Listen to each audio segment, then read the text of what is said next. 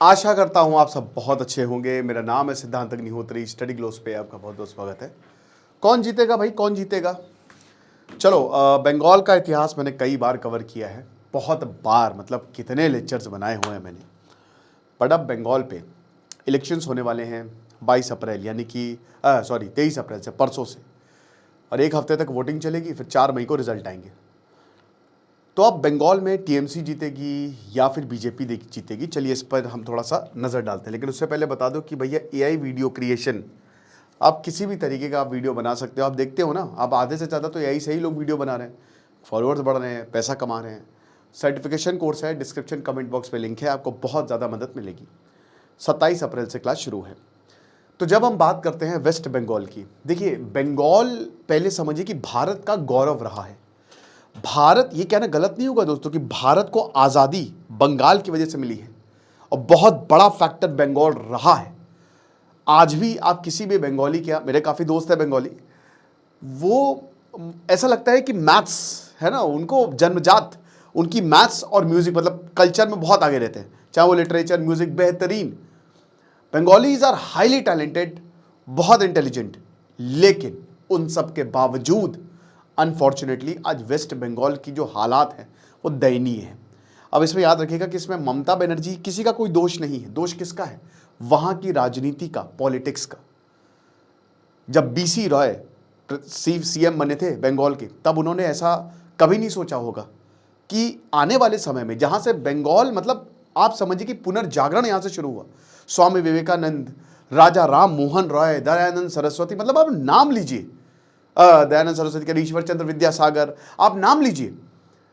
Britisher ने सबसे पहले बंगाल को पकड़ा, क्योंकि उनको पता था कि बंगाल और फ्रांस और Bengal, French East India Company थी वो मद्रास में थी, ईस्ट इंडिया कंपनी बंगाल में थी। फ्रांस इसलिए हारा क्योंकि बंगाल में नहीं थे वो, हाईली फर्टाइल रीजन। जब तक बांग्लादेश यानी कि ईस्ट पाकिस्तान पाकिस्तान के पास था, वेस्ट पाकिस्तान के साथ, तब तक पाकिस्तान की इकोनॉमी ऊपर जा रही थी। ये हालात है। 1905 में बंगाल डिवाइड होता है, Lord Curzon, divide and rule, और उसके बाद से चीज़ें बिल्कुल गड़बड़ हो जाती हैं। बंगाल को पता था कि अगर बंगाल यूनाइट रहा तो हम गए काम से। ब्रिटिशर को पता था कि 5-10 साल में आज़ादी ले लेंगे ये लोग, लेकिन बंगाल को अलग करो, तोड़ो।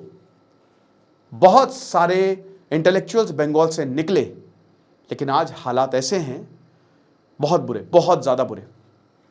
बंगाल में आपको कोई बड़ी इंडस्ट्री नहीं देखेंगे। कलकत्ता को छोड़ दे तो आपको कुछ खास दिखेगा नहीं। कलकत्ता हाईली डेवलप्ड है, बट उसके अलावा क्या आपको कोई भी, या थोड़ा दूर चली जाए तो सिलीगुड़ी पड़ जाएगा, उसके दूर पे आप दुर्गापुर पड़ जाएगा, बट उसके अलावा बंगाल में बहुत ज़्यादा डेवलपमेंट नहीं है। अर्बन और रूरल डिवाइड आपको बंगाल में साफ साफ दिखता है। क्यों हुआ ऐसा, कभी आपने सोचा है? देखिए, हम सबको पता है कि क्या है ना, कि ट्रेड यूनियंस, शुरुआत में जब भारत आज़ाद हुआ, इंडस्ट्रीज़ की बहुत ज़्यादा ज़रूरत थी। सेकेंडरी सेक्टर बहुत इंपॉर्टेंट होता है। अगर जहाँ पे इंडस्ट्रीज़ बहुत लगेंगी, वहाँ पे लोगों को रोज़गार मिलेगा, तो ये इकोनॉमी का पहिया चलता है। बट कहता है ना कि पॉलिटिक्स डिफाइन होती है कि लोगों को क्या चाहिए। बंगाल में बहुत सारे लोगों के पास ज़मीन थी, बहुत ज़्यादा ज़मींदारी सिस्टम यहाँ पे प्रेवलेंट था, गरीब काफ़ी ज़्यादा थे, तो एक बहुत ही फर्टाइल ग्राउंड था लेफ्ट के लिए, कम्युनिज्म के लिए। तो आपको जो लेफ्टिस्ट आइडियोलॉजी है, अब लेफ्टिस्ट देखिए, अगर आप लोगों की बात करें तो आप लेफ्ट है, बट एक्सट्रीम लेफ्ट और एक्सट्रीम राइट हमेशा डेंजरस होता है, ठीक है? तो यहां पे लेफ्टिस्ट आइडियोलॉजी यानी कि कम्युनिज्म के लिए ये बहुत ही शानदार ग्राउंड था। आप विश्वास नहीं करेंगे कि वॉर वियतनाम में होता था, लेकिन नारे बंगाल में रखते थे। ये हालात थे, क्योंकि कम्युनिज्म कहीं पे भी पूरी दुनिया में हो, सपोर्ट करना है। क्यों? क्योंकि लोगों के हालात बहुत खराब थे, लोगों के पास कुछ भी नहीं थी। ज्योति बसु, ये नाम याद रखिएगा, ये एक ऐसा नाम है जिन्होंने बंगाल के इलेक्शन में तबाही मचा दी। 1972 से लेकर 2011 तक लेफ्ट गवर्नमेंट रही है। ये आज तक का इतिहास है, मतलब इतना लंबा रूल कभी भी किसी सरकार का नहीं रहा है पूरी दुनिया में, बता रहा हूं। 2011 तक, 2001 तक तो ज्योति बसु रहे। अब ज्योति बसु की भी बायोग्राफी मैंने कवर की है, आप देखिएगा उनकी बायोग्राफी। ज्योति बसु सीएम बने और तब तक लेफ्टिस्ट आइडियोलॉजी घर कर गई थी, नक्सलवादी मूवमेंट शुरू हो गया था।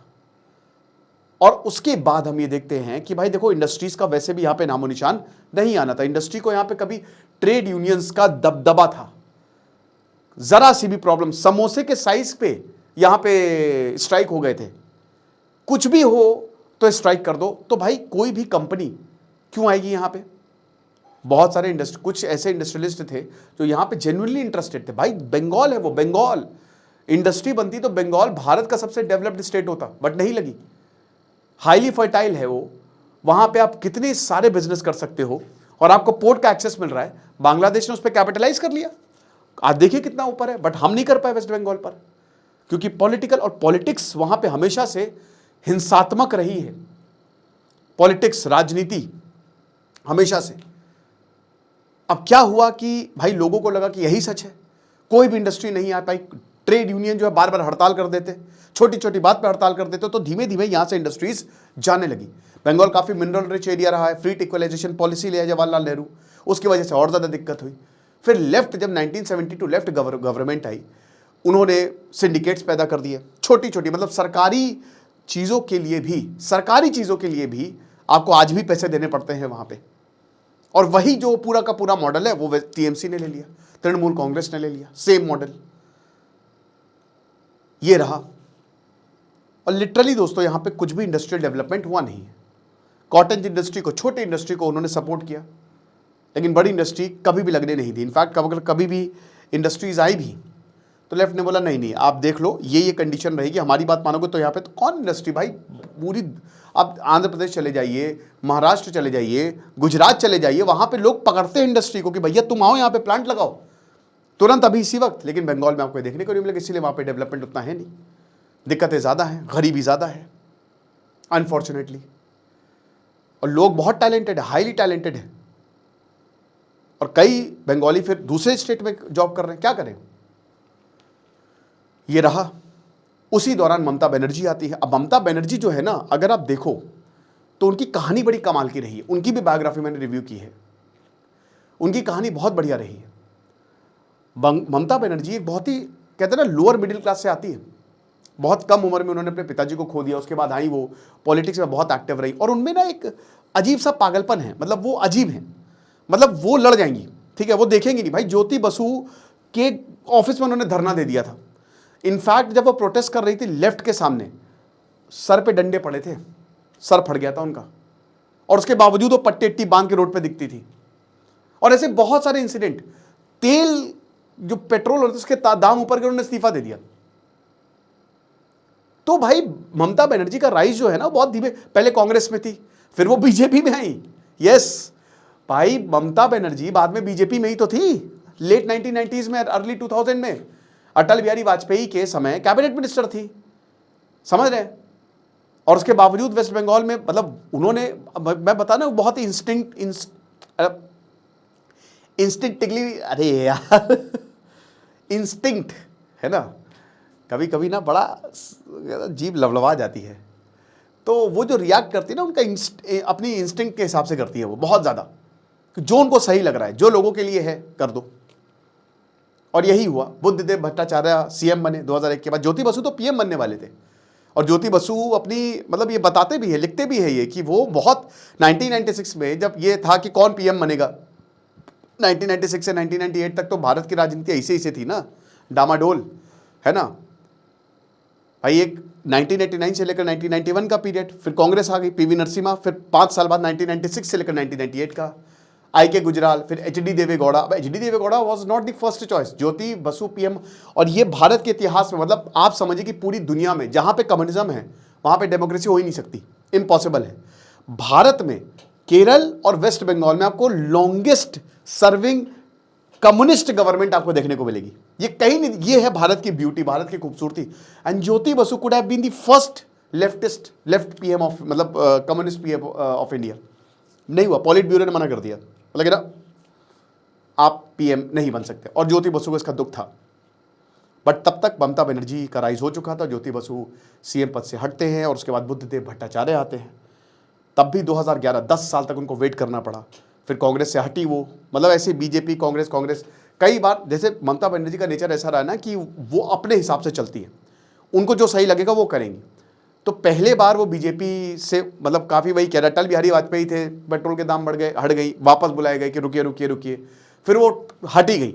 उसके बाद फिर से बीजेपी ने बुलाया, वो आई, फिर हट गई, फिर बीजेपी ने बुलाया नहीं। बल्कि ममता बनर्जी चाहती थी कि यार चलो बीजेपी से, क्योंकि मतलब उनका ऐसा ही रहा है। उन्होंने लोकसभा की जो साथ से इलेक्शन लड़ रही थी उससे भी बोला कि अरे छोड़ो यार मुझे नहीं लड़ना है, इस्तीफा दे देता हूँ। तो स्पीकर ने समझाया कि अरे ऐसा मत करो, लेकिन फिर उन्होंने टीएमसी बनाई, तृणमूल कांग्रेस, और सिर्फ उन्होंने बंगाल पे फोकस किया। और 2011 में उनको बहुत बड़ी सक्सेस मिली। 2011 में फाइनली सोचिए लेफ्ट सरकार खत्म, फाइनली उनकी जो इतनी लंबी सत्ता थी ना खत्म।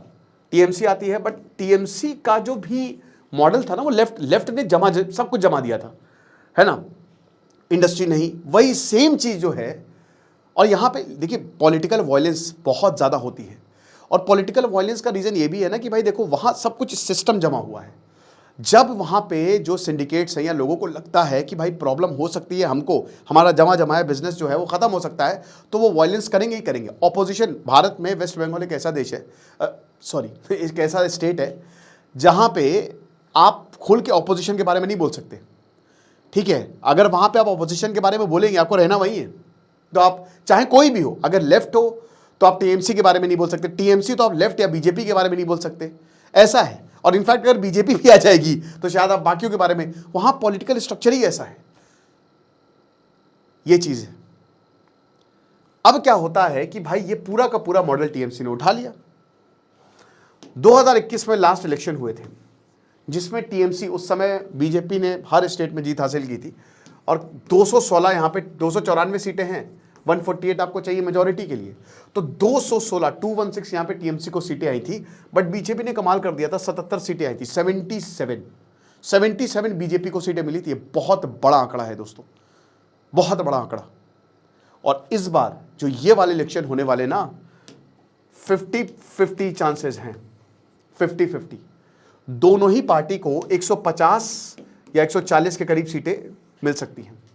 कांग्रेस को पिछली बार भी 0 मिलेगी, इस बार भी बहुत मुश्किल लग रहा है कि कांग्रेस मतलब सीटें मिलेंगी बट कंपीट नहीं कर पाएगी। लेफ्ट का भी यही हाल है, एक्चुअली बहुत लंबा समय रहा है, ठीक है। और वही है ना कि लेफ्ट से अच्छी ममता बनर्जी, वहाँ पे ये भी रहा है। अब ममता बनर्जी का भी लेकिन एंटी इनकम्बेंसी तगड़े तरीके से चल रही है। अब मैं आपको कैंडिडेट्स के बारे में अगले लेक्चर में बताऊंगा, लेकिन अभी मैं आपको बताना चाहता हूँ कि जो इतना लंबा इतिहास रहा है, अब देखिए टीएमसी में भी 2011 से लेकर अभी तक टीएमसी है। मुस्लिम बहुत इंपॉर्टेंट है, जो मुस्लिम वोटिंग परसेंटेज है ना। अब जैसे एसआईआर में पहले तो ये लग रहा था कि वोटिंग भी हो पाएगी कि नहीं, बट एसआईआर में लाखों नाम कटे, 90 लाख नाम कट गए, बहुत ज़्यादा, और वोटिंग होगी। अब यहाँ पे जो मुस्लिम वोट है, देखिए पिछली बार 20% के आसपास था मुस्लिम पॉपुलेशन, अभी तो सेंसस हुआ नहीं, बट ये आराम से 30% क्रॉस कर गई है। और ये पूरा का पूरा वोट टीएमसी का है, पूरा का पूरा वोट बैंक टीएमसी का। बीजेपी को वहां पे वोट देंगे बताएंगे नहीं, वहां बता नहीं सकते आप, ठीक है। वहां पे बीजेपी को वोट जाएगा, कांग्रेस को भी जाएगा, लेफ्ट को भी जाएगा, बट शांति से, जो सरकार वहां पे सत्ता में रहती है। इसीलिए हम हमेशा इलेक्शन के बाद वहां पे वॉयलेंस देखते हैं, राइट। तो अब ये हिसाब किताब है, तो 30%, 30% से ज्यादा ये वोट यहां पे ममता दी का है, ममता बनर्जी का है। अब करंट डेटा तो यही बताता है, अभी एग्जिट पोल्स पूरी तरीके से तो नहीं आए हैं, कि 50-50% चांस है। बहुत ही क्लोज कॉन्टेक्स्ट हो सकता है कि भाई देखिए गलत भी हो। अब देखिए आप नहीं बता सकते कि वोटर के मन के अंदर क्या है। हो सकता है टीएमसी 200 पार कर जाए, हो सकता है बीजेपी 200 पार कर जाए, हो सकता है कांग्रेस 200 पार कर जाए, हो सकता है लेफ्ट 200 पार कर जाए, who knows, nobody except the public. लेकिन कुछ चीजें हैं जो आपको समझनी चाहिए। टीएमसी का एक स्ट्रॉन्ग लीडरशिप फैक्टर है। अभी भी ममता बनर्जी, हालांकि उनको भांजे से काफ़ी ज़्यादा बवाल हुआ, but Mamata Banerjee is there. वो कहते हैं ना कि वो किले की तरह खड़ी हुई हैं और बहुत लंबे समय से खड़ी हुई हैं। सो प्रेफर्ड सीएम ममता बनर्जी हैं और लोग उनको मानते हैं, चाहे वो कुछ भी कर लें। देखिए बात वही है कि पब्लिक जिस चीज़ की बात करेगी वोट उसी पर पड़ेंगे। अब साउथ में जो वोटिंग होती है वहाँ पे डेवलपमेंट पर बात होती है, वहाँ पे बेसिक चीज़ों पर बात होती है, लेकिन देखिए बंगाल में पॉलिटिक्स पर बात होती है, और बंगाल में डर की राजनीति चलती है, वायलेंस की राजनीति चलती है। मैं वही तो बता रहा हूँ कि बंगाल ऐसा कभी था ही नहीं। वेस्ट बंगाल को तो भारत का सबसे डेवलप्ड देश होना चाहिए था, बट बिहार और बंगाल, तो अब क्या है कि यहाँ पे वेलफेयर पॉलिटिक्स एक बहुत बड़ा फैक्टर है। ममता बनर्जी ने लोगों के लिए काम किया है, बट लोगों के लिए कैसे काम किया है, लोगों को यहाँ पे मतलब जो बहुत लंबे समय से चलता चला आ रहा है कि लोगों को उतना दो जितना उनको ज़रूरत है, ठीक है। बंगाल में क्या है कि अगर आप उनको 10-15 साल बाद का विजन दिखाओगे, जो अभी से स्ट्रक्चर उसको बदलने पे वक्त लगेगा, काफ़ी वक्त लग सकता है। अगर उनको आप बहुत लंबा विजन दिखाओगे तो शायद वो मानेंगे नहीं। उनको अभी क्या मिल रहा है वो तो, अब इसको लेकर लक्ष्मी भंडार, कन्याश्री स्कीम उन्होंने चलाई है। बट एक चीज समझिए कि मुस्लिम वोटर बेस, जैसे लेफ्ट का हारने का सबसे बड़ा कारण क्या था, 2006 के दौरान जो है बहुत दिक्कतें होने लगी और लेफ्ट के अंदर ही प्रॉब्लम होने लगी, बगावत होने लगी लेफ्ट के अंदर। बहुत सारे लेफ्ट के नेता जो है वो टीएमसी में ही आ गए। तो उन्होंने, जैसे बहुत ऐसा होता ना कि बहुत सारी पार्टी के नेता बीजेपी में आ जाते हैं, यही बहुत, हेमंत बिस्वा शर्मा अभी इतना बोल रहे, पहले तो कांग्रेस में ही थे, ना। तो भाई जितने भी नेता आप देख रहे हो ना, ये सब अदला बदली करते रहते हैं, आप मत लड़िए इनसे, इन लोगों के चक्कर में। तो बहुत सारे लेफ्ट के नेता आ गए टीएमसी में और वहां से उन्होंने चुनाव लड़ा, टीएमसी के अंडर चुनाव लड़ा, ये चीज है। तो ट्रेडिशनली जो है भाई मुस्लिम वोट उस समय भी लेफ्ट को गया और इस बार भी देखिए मुस्लिम वोट का फ्रैगमेंटेशन होगा। इस बार बहुत सारी बंगाल में मुस्लिम पार्टीज हैं जो वोट कटेंगे। सबसे बड़ी है AIMIM, और भी तो 3 हैं जो इस बार मुस्लिम वोट काटेंगी। तो ये सबसे बड़ा खतरा है। इस बार 30 का 30% हो सकता है। अभी मैं, ये आंकड़ा है, मुझे नहीं पता क्योंकि सेंसस हुआ नहीं तो मुस्लिम पॉपुलेशन कितनी है, बट जो एक्सपर्ट्स है वो वही बोल रहा है कि 30% क्रॉस कर गई है। तो अब ये जो आंकड़ा है ये बढ़ सकता है और वहां पे प्रॉब्लम होगी ममता बनर्जी को। ये जो वोट फ्रैगमेंटेशन होता है ये हारने की बहुत बड़ी वजह बनता है। और इसमें सबसे बड़ी पार्टी ओवैसी की पार्टी, असदुद्दीन ओवैसी की पार्टी, और बहुत सारे मुस्लिमों ने अपनी ही पार्टी बना ली है कि चलो यहां पे काम करते हैं। लेकिन यहां पे जो वुमेन वोट कंसोलिडेशन है, ममता बनर्जी खुद एक फीमेल सीएम है, तो TMC traditionally dominate on Muslim vote and women voters. औरतें ममता दी को वोट करते, लेकिन इस बार आरजी कर मेडिकल रेप केस जो हुआ ना, उससे चीजें बहुत ही ज्यादा गड़बड़ हुई। इनफैक्ट जो विक्टिम की मदर है वो बीजेपी के टिकट से इलेक्शन लड़ रही है। तो इस बार एंटी इनकम्बेंसी है, करप्शन चार्जेस हमेशा से लगते रहे हैं जो भी सीएम रहा है, ठीक है। और गुंडागर्दी होती है बंगाल, वेस्ट बंगाल में पॉलिटिकल गुंडागर्दी काफ़ी होती है, ठीक है। और वो हर कोई करता है, कोई भी पार्टी अगर आएगा तो भाई वो वही बता रहे ना कि दिक्कतें ज़्यादा हैं। लेकिन ये जो फैक्टर मैंने आपको बताया, अब बीजेपी जो है वो बहुत बड़ी चैलेंजर है। 2019 से लेकर अभी तक बीजेपी ने तगड़ी ग्रोथ की है। मैं भी आपको सीट वाइज बता दूंगा। नॉर्थ बंगाल और जंगल महल रीजन में बीजेपी की पैठ है। धीमे धीमे बीजेपी ने यहाँ पे कैंपेनिंग करना आसान नहीं, बट धीमे धीमे बीजेपी ने यहाँ पे अपने आप को एक्सपैंड किया है। एंटी इनकम्बेंसी है, जैसा कि मैंने बताया। लोकल लेवल डिससेटिस्फैक्शन, वो जो लेफ्ट के साथ हुआ था ना, वही टीएमसी के साथ होता हुआ दिख रहा है। हो सकता है टीएमसी जीत जाए, मुझे 55-45 चांसेस लग रहे हैं।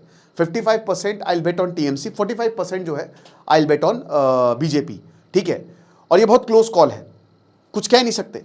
लेकिन लोकल लेवल डिससेटिस्फैक्शन जो लेफ्ट के जमाने में था ना, वो इस समय टीएमसी के साथ देखा जा रहा है। और पोलराइजेशन बहुत ज्यादा, पोलराइजिंग बहुत गजब, यहां पे बांटने की पॉलिटिक्स चलती है बंगाल में, ठीक है, जबरदस्त। अब यहां कास्ट फैक्टर नहीं है, रिलीजियस फैक्टर है। रिलीजियस फैक्टर बहुत चलता है, राइट। ग्राउंड रियलिटी ये है कि भाई सिंपल सी बात है कि यहां पे दोनों में ही जो है वो पलड़ा भारी है। अब मैं आपको बता देता हूं कि कहां पे बीजेपी का पलड़ा भारी है। नॉर्थ बंगाल जो सबसे बड़ी अपॉर्चुनिटी है बीजेपी के लिए, जिसमें कूच बिहार आ जाता है, अलीपुरद्वार आ जाता है, जलपाईगुड़ी आ जाता है, दार्जिलिंग और जो दिनाजपुर के कुछ पार्ट्स हैं, वो एक बहुत बड़ा वोट है यहाँ पे, समझ रहे हो। तो बीजेपी जो है यहाँ पे स्ट्रॉन्ग बेस है और बीजेपी बढ़िया कैंपेन भी चल रही है। और ये वाला जो पार्ट है ना, वो थोड़ा सा लिबरल है कंपेयर टू, अगर आप देखो तो यहाँ एक स्ट्रॉन्ग हिंदू कंसोलिडेशन है। गोरखा सेंटिमेंट दार्जिलिंग में बहुत ज़्यादा है ही है। गोरखालैंड पे बात हुई थी काफ़ी ज़्यादा, उसमें भी अभी कुछ साल पहले बवाल हुआ था। टीएमसी की जो ये जो हिल्स में जो ग्रिप है वो थोड़ी सी वीक है, ठीक है। तो 50 से 55 सीटें हैं यहाँ पे, और वो ये 50 से 55 सीटें जो हैं वो डिसाइडिंग फैक्टर, और ये बीजेपी का गढ़ माना जाता है। लेकिन मेरी बात सुनिए, स्विंग रीजन है जंगल महल बेल्ट, ये स्विंग होता है। देखिए क्या ना कि कोई भी स्टेट में एक रीजन होता है जो आपके लिए लॉयल है और एक रीजन होता है जो स्विंग करेगा। हर जगह ये होता है, स्विंग वाले ही जो है वो इलेक्शन को बदलते हैं। अब स्विंग रीजन में ज्यादा पलड़ा अगेन बीजेपी का भारी है, क्योंकि देखिए लंबा समय है, एंटी इनकम्बेंसी चल रही है। पुरुलिया हो गया, बंकुरा हो गया, झरग्राम हो गया, वेस्ट मिदनापुर हो गया, यहां पे लगभग 20 से 25 के करीब सीटें हैं, टोटल 40 के करीब सीटें हैं। बीजेपी कम से कम 25 से 30 सीटों को यहां पे टारगेट कर रही है, ये चीज है। तो ये जो एक आपका नॉर्थ बंगाल हो गया और जो जंगल महल रीजन है, अगर आप टोटल सीटें देख लो तो 90 के करीब सीटें आपको मिलेगी। तो यहां पे हो सकता है कि 70 से 80 सीटें सिर्फ बीजेपी को ही मिले, might be possible. South Bengal जो है सेमी अर्बन बेल्ट है, हुगली आ गया, हावड़ा आ गया और ईस्ट मिदनापुर आ गया, हाईली कॉम्पिटेटिव जोन है। यहां पे टीएमसी के पास तगड़ा बूथ लेवल नेटवर्क है, ठीक है, गांव गांव में लोकल लीडर्स बहुत इन्फ्लुएंशियल है।